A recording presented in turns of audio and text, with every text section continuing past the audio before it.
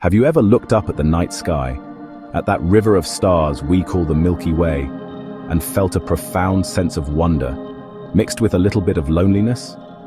Each of those tiny lights is a sun, a star, many of them with their own families of planets. They are worlds untold, scattered across distances so vast our minds can barely grasp them. We are here, on this small blue-green world, and they are out there, beckoning.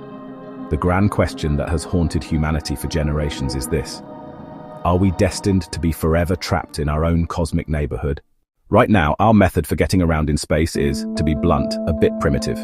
We are masters of what I like to call the controlled explosion. We take a massive container filled with fuel, light it on fire, and direct the resulting blast out of one end. This principle, known as Newton's third law of motion, for every action there is an equal and opposite reaction, is what propels our rockets. We throw stuff out the back, and the rocket moves forward. It's powerful, it's dramatic, and it got us to the moon. But when it comes to interstellar travel, it's like trying to cross the Pacific Ocean in a rowboat. It's just too slow. Imagine a different way to travel. Instead of firing rockets and pushing your ship through the vast, empty void of space, what if you could stand still? What if, instead of moving your ship, you could move the destination closer to you? This is the mind-bending concept behind the warp drive. It's a form of travel that doesn't involve moving through space at all. Instead, it involves moving space itself. Your spaceship would rest inside a bubble of normal, flat space-time, while the engine manipulates the cosmic fabric around it. It's less like a car driving on a road and more like a surfer riding a wave of space-time. To understand how a warp drive could even be possible, we have to change the way we think about space. We tend to imagine space as an empty, static, three-dimensional box, a vast nothingness in which planets and stars are placed. But one of the greatest scientific revolutions of the 20th century, brought to us by Albert Einstein, taught us that this view is wrong. Space is not separate from time. They are woven together into a single dynamic entity, a four-dimensional fabric called space-time. Sometimes the grandest cosmic ideas are best understood with the simplest analogies. To grasp how a warp drive could allow for faster-than-light travel without actually breaking the speed of light, let's, imagine an ant on a very large sheet of paper. So the ant wants to get from one side of the paper to the other, but its top speed is limited. It can only crawl so fast. If it walks in a straight line across the flat paper, the journey will take a very long time. Now, what if we could help the ant out? What if we could take that sheet of paper and fold it, bringing the ant's starting point and its destination right next to each other?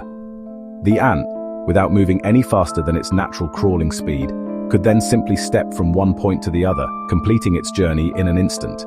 This is precisely what a warp drive aims to do. It seeks to fold the fabric of space-time, creating a shortcut, a kind of cosmic wormhole-like connection between two distant points. The ship doesn't actually travel faster. The journey just becomes shorter. No great scientific idea emerges from a vacuum. It is built upon the foundations laid by brilliant minds who came before. The story of the warp drive begins, as so many stories in modern physics do, with Albert Einstein.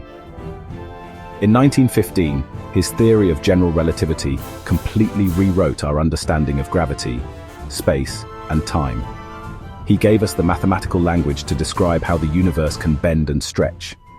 Einstein himself did not propose a warp drive, but he provided the essential toolkit. That changed in 1994, thanks to a Mexican theoretical physicist named Miguel Alcubierre. While watching an episode of the show, he began to wonder if a real-world warp drive could be consistent with Einstein's equations. He sat down and did the math. The result was a groundbreaking paper that outlined a plausible, though highly theoretical, solution. He described a warp bubble that could transport a volume of flat space through the cosmos. So, what would it actually be like to travel on a starship powered by a warp drive?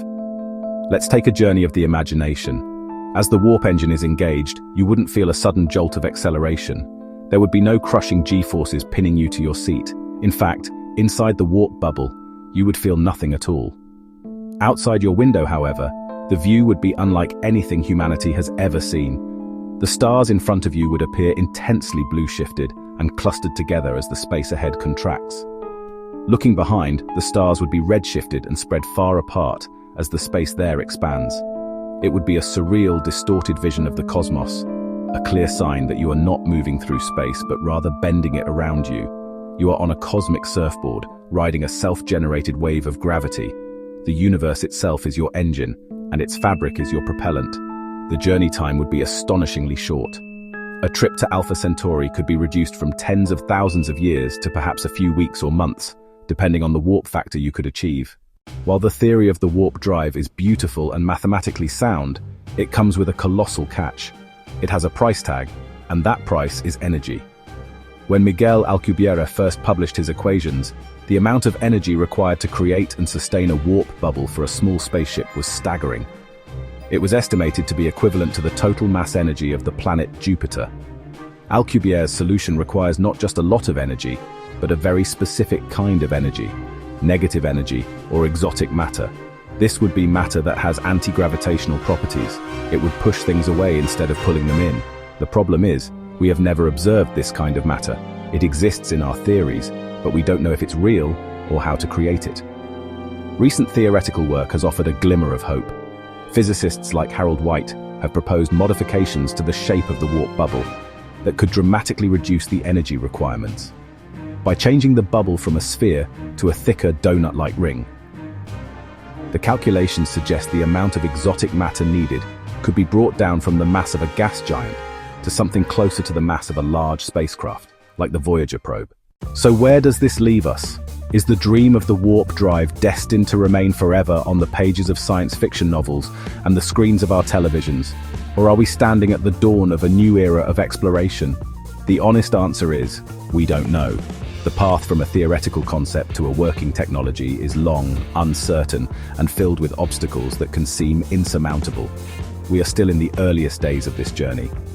The equivalent of ancient mariners wondering if the world was flat while dreaming of what lay beyond the horizon. The future of warp drive hinges on a breakthrough in fundamental physics.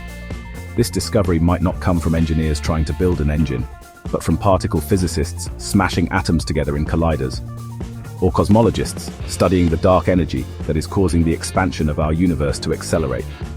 So will we one day build ships that ride the waves of space-time? Will humanity's future be written among the stars? Or are we confined to this one small solar system? These are the questions that should keep us up at night, staring at the cosmos with a sense of hopeful ambition.